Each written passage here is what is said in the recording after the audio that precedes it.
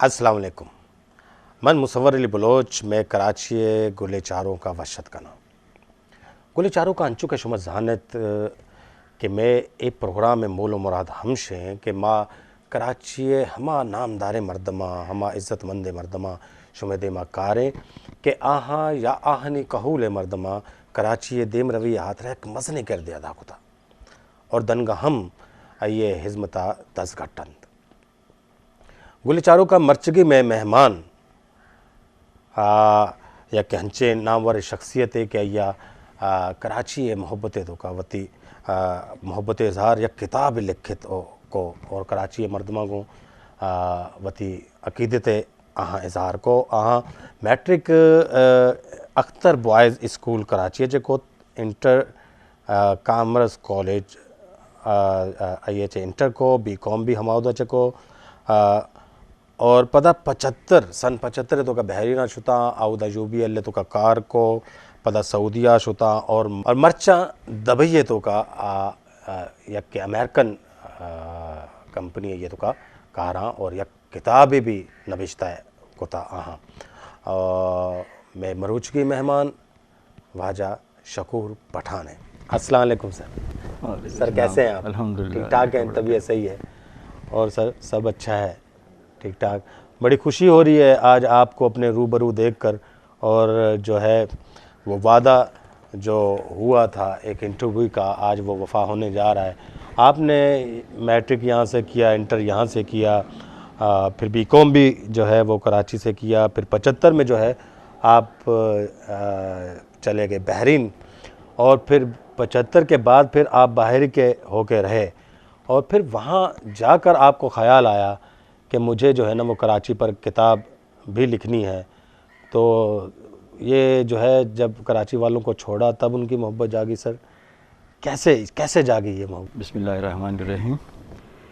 सबसे पहले तो मैं आपके वश चैनल के जो सामीन हैं नाजरीन उनको सलाम अर्ज़ करता हूँ और आपका बहुत शुक्रिया कि आपने मेरी इज़्ज़त अफ़ज़ाई की और यहाँ मुझे बुलाया और कुछ बातें मेरी किताब के हवाले से और शहर के हवाले से करने का मौका मिला।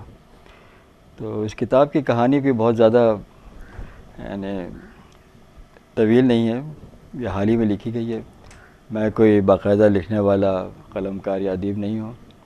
ये किताब तो एक हादसाती तौर पे वजूद में आ गई।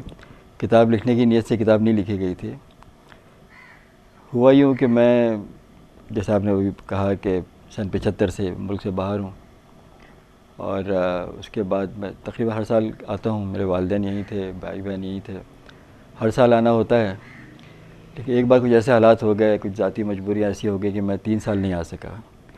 अब वो मेरे अंदर जो थी कराची की एक जो है ज़ाहिर घर बार भी यहाँ था, मेरी जन्मभूमि यही है, धरती माँ यही है, तो उससे आप दूर रहेंगे तो आपका दिल तो बेचैन रहेगा।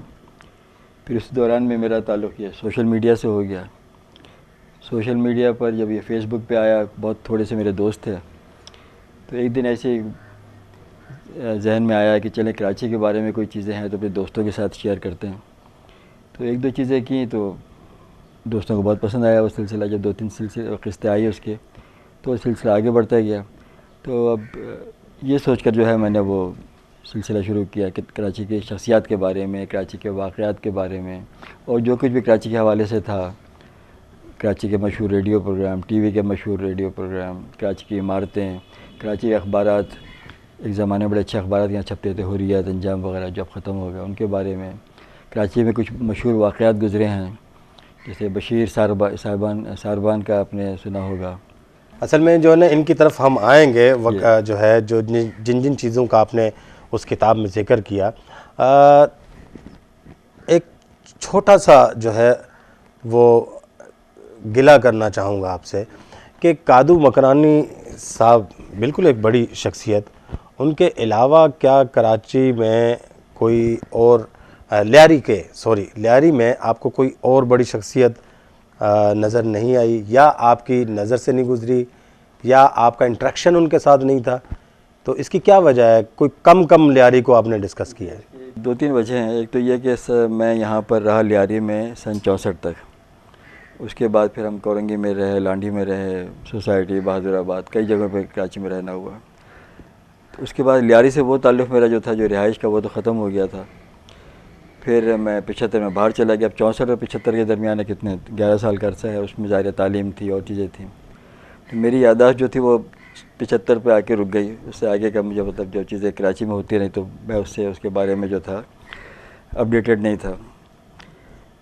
लियारी के बारे में अगर आप मेरे मज़ामीन पढ़े होंगे तो आप देखेंगे हर दूसरे तीसरे मज़मून में ज़िक्र बिहार कॉलोनी का ज़रूर आता है। और शख्सियात जो थी उस ज़माने की, मैंने एक दो मज़ामीन में ज़िक्र भी किया उनका।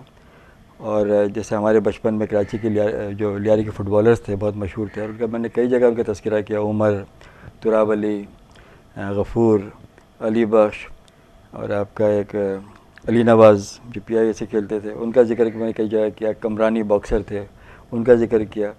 और लियारी के माहौल का, लियारी के जो आपस में जो लोगों की मोहब्बत थी एक दूसरे के साथ, उसका तज़किरा मैंने जगह जगह किया। वो मेरे से निकलता नहीं है। और अक्सर मैं जब भी अब भी जो दूसरे मज़ामीन लिख रहा हूँ उस किताब के अलावा भी, उसमें लियारी का तज़किरा घूम फिर के आ ही जाता है। और वो गुलाटी वाला पान का जिक्र भी आप जो है ना वो करते रहते हैं, वो कौन सा, वो ज़रा वाक़या सुनाए हमारे नाज़रीन। गुलाटी वाले पान तो असल में ऐसा है कि एक मेरे वालिद साहब यहाँ काम करते थे कोयला गोदाम बिहार कॉलोनी में। तो उसके साथ ही एक रेस्टोरेंट था, तो उसका जो पान की दुकान थी, तो उनका जो लड़का था जो दुकान पे ही बैठता था, मेरे साथ पढ़ता भी था। तो मेरे अब्बा के पान को पहचानता था कौन सा पान है, वो वाजा जान मोहम्मद। तो उससे मेरी बड़ी मतलब वो थी, वो मेरा बड़ा ख्याल रखता था। स्कूल में वो कुछ होता था मेरा, अगर दोस्तों के साथ कुछ झगड़ा हो जाए, कुछ हो जाए, तो ये हमेशा मेरी मदद के लिए आता था। मुझसे बड़ा था काफ़ी, लेकिन छोटे भाइयों की तरह रखता था। तो ये सब यादें जो है अब तक वो जहन में सारी महफूज हैं। अच्छा, तो वो उससे पान लेते थे आप? मेरे वालिद साहब। मैं तो बहुत छोटा था उस वक्त, 4 साल। वो उस पान को क्या नाम लेकर पुकारता था? उनका तो मशहूर था डबल पत्ती क़िवाम का पान। अभी तक मुझे याद है, वो यही खाते थे, डबल पत्ती क़िवाम। अच्छा सर, वो आपका जो है वो एडिशन इंशाल्लाह नया तो आने वाला है, और उम्मीद करता हूँ कि इंशाल्लाह उस एडिशन में, अभी तो आप जो है ना वो बहुत कुछ जान चुके होंगे लियारी की शख्सियात के बारे में। उम्मीद करता हूँ कि बहुत सारे जो शख्सियात हैं, जैसे अपने प्रोफेसर शाहीन साहब है, सबा दश्तियारी साहब, एक बड़े जो है ना वो नामवर शख्सियात यहाँ से जो है ना यहाँ पर गुजरी हैं, और जो है ना अपना जो है ना वो सैयद हाशमी साहब, जिन्होंने बलूची डिक्शनरी जो है ना वो उन्होंने बनाई, और ये बहुत बड़ा कारनामा है मेरे ख्याल में। और अपने रमज़ान बलोच साहब, जिनकी जो है ना वो लियारी की अधूरी कहानी अब लियारी की अनकही कहानी में तब्दील हो चुकी है, और बहुत सारे शख्सियात हैं। उम्मीद करता हूँ इंशाल्लाह लियारी आपकी जो ये नई किताब है, और लियारी के अंदर अनवर इकबाल बलोच साहब PTV के एक बहुत बड़े एक्टर्स जो है ना वो है, उनका भी जो है वो आपका साकी, ठीक है, हाँ। और अनवर इकबाल बलोच साहब के वालिद जो है ना वो इकबाल बलोच साहब, मोहम्मद इकबाल बलोच साहब, वो मेयर रहे हैं जो है ना वो आपके कराची के, और जिस दौर में आप गए हैं उससे पहले अयूब दौर में वो जो है ना वो मेयर भी रहे हैं। तो ये ऐसे लोगों का जिक्र उम्मीद करता हूँ इंशाल्लाह आपकी किताब में ज़रूर होगा। अच्छा सर, आप जो है 75 में यहाँ से गए, तो मेरे ख्याल में बददिल होके गए होंगे, क्योंकि 70 के बाद का कराची तो वो तब्दील हो गया था, और उसमें शायद जो है उससे ही बददिल होके आप निकले होंगे, क्योंकि 70 से पहले का जो कराची है उसकी यादें जो है वो लोग दिल में लिए अभी तक आहें भर रहे हैं। ये आपने जो बात छेड़ी है सो बहुत दूर तक चली जाएगी, लेकिन पहले मैं एक चीज़ अर्ज़ कर दूँ कि लियारी के बारे में, कि ये जब मैंने किताब लिखना शुरू की तो उस वक्त कोई बाकायदा प्लानिंग नहीं थी, ना किताब लिखने का इरादा था। तो उसके लिए कोई ना तहक़ीक़ की थी, ना कहीं पढ़ा था। अब इंशाल्लाह अगर अल्लाह ने मौका दिया और कोशिश की तो अब ज़रा बाकायदा, अब इसलिए कि बहुत सारे ऐसे ज़राए मैसर आ गए हैं, आप इंटरनेट है और सोशल मीडिया है, जिसके ज़रिए मतलब मैं तहक़ीक़ कर सकता हूँ। और इंशाल्लाह मैं देख रहा हूँ कि माशाल्लाह कराची के जो लियारी में है बहुत काम हो रहा है। आप जैसे नौजवान हैं, रमज़ान साहब जैसे बुज़ुर्ग हैं, फिर मेरे एक दोस्त हैं, आप भी जानते हो कि शबीर अरमान साहब, हाँ, शबीर अहमद अरमान, वो बड़ा काम कर रहे हैं तालीमी मैदान में, और कई दोस्त कर रहे हैं, जिससे बड़ी खुशी होती है। और मैं उनके साथ मेरा रब्ता रहता है। तो इंशाल्लाह अल्लाह ने अगर मुझे हिम्मत दी और तौफ़ीक़ दी तो इंशाल्लाह ज़रूर इस बारे में ज़िक्र करूँगा। बहुत शुक्रिया। अच्छा, अब आइए आप मेरे यहाँ से जाने के बारे में। तो यह किसी हद तक सही है कि यहाँ से बददिल होके, बल्कि मैं यहाँ से मजबूर होके गया था। मैंने अपनी तालीम ख़त्म की सन 74 में, और 75 के आखिर तक, मैं दिसंबर 75 में यहाँ से गया था। मैं नौकरी की तलाश में रहा, मुझे कहीं मतलब जो है मुलाजमत बहुत कोशिश की, जो मिली भी तो एक आध मुख्तसर सी 2-3 महीने के लिए मुलाजमतें मिली।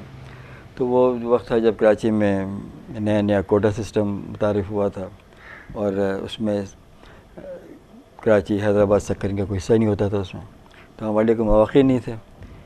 तो फिर मैं यहाँ से ये सोच के निकला कि बस जाऊँगा 2-4 साल वहाँ काम करके आ जाऊँगा, लेकिन बस कुछ ऐसा करना हुआ अल्लाह का कि वहाँ जब गए तो घर की ज़िम्मेदारियाँ वगैरह थीं वो कम नहीं होती, बढ़ती चली जाती हैं। तो फिर वो उसके बाद से जो है मुस्तकिल वहीं क़याम हो गया। लेकिन वो जो वक्त था कराची का सन 75 तक, मैं समझता हूँ कि वो कराची का बेहतरीन वक्त था।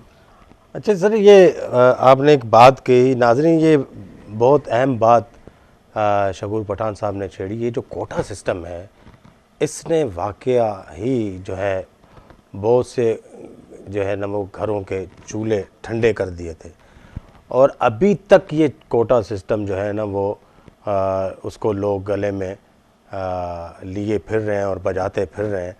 और इसको बिल्कुल जो है इसको ख़त्म होना चाहिए, मेरिट पे नौकरियां होनी चाहिए, ताकि जो है इस तरह के काबिल लोग जो जिन्होंने जो है मुल्क को, माशरे को इल्म बांटा, किताबें जो है ना वो दे सकते हैं और बहुत कुछ कर सकते थे अगर ये यहाँ पर होते और इनको जो है ना वो सारी सहूलियात यहाँ पर मुयस्सर होती, तो शायद ये किताब एक की जगह पर ये 2 किताबें हो सकती थी, ये 3 भी हो सकती थी, 4 भी हो सकती थी।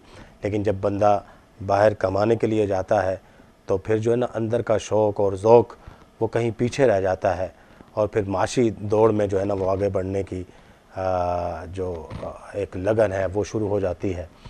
कोटा सिस्टम को बहरहाल बिल्कुल जो है ना वो ख़त्म होना चाहिए। सर 75 का जो जब 75 में आप गए, 70 से पहले का कराची वो कैसा था? मुसव्विर भाई, आप यकीन नहीं करेंगे, शायद मेरी बात आपको जो है बहुत ज़्यादा लगे कि मैं बड़ा चढ़ा के बयान कर रहा हूँ।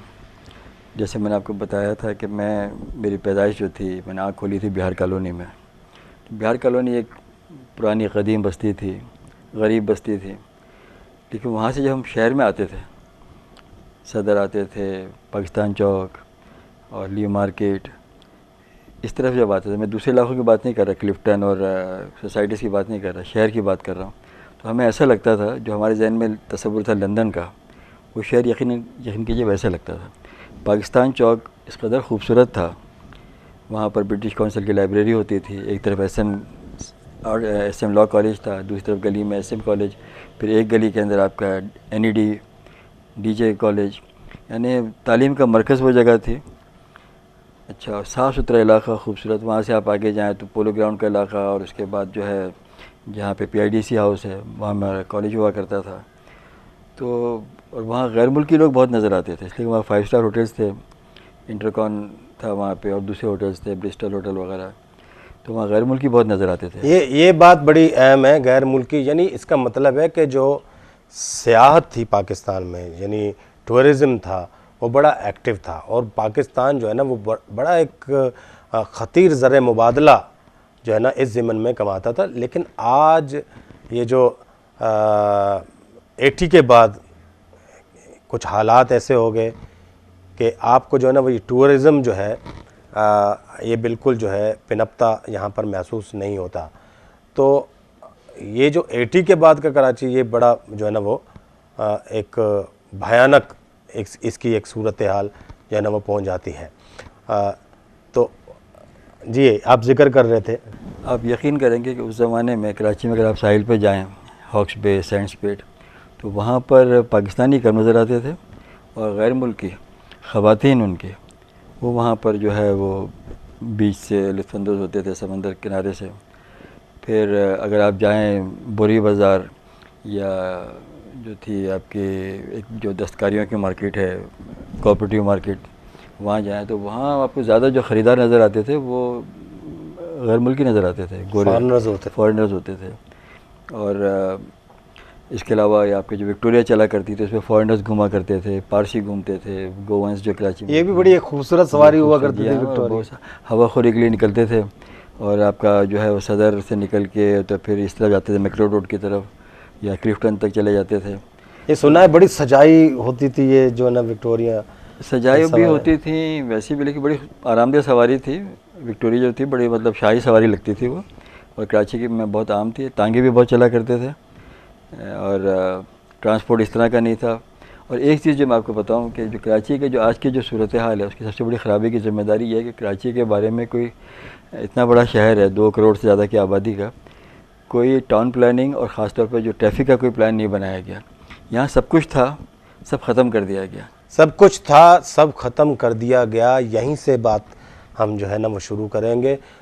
वक्त जो है ब्रेक का हुआ चाहता है। गुल चारू का वादे बूता या कंडे ओशते ओशता च पद मुश्मेद पदा सारी भी है जा मरवे।